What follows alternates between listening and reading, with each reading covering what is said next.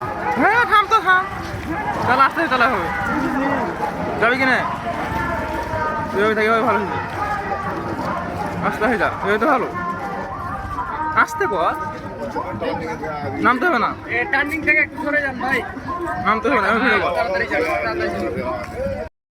আজকের এই প্রতিষ্ঠা বার্ষিকীর গোমস্তাপুর থানা এবং রহনপুর পৌরসভা কর্তৃক আয়োজিত এই অনুষ্ঠানের সম্মানিত সভাপতি, আজকের সভায় উপস্থিত বিভিন্ন এলাকা থেকে আগত আমার বিএনপির ভাইরা এবং আদিবাসী ভাই ও বোনেরা এবং সাংবাদিক বৃন্দ এবং প্রশাসনের এবং পুলিশের গোয়েন্দা যাদের লোক আছে সকলকে আমার আন্তরিক অভিনন্দন জানাচ্ছি।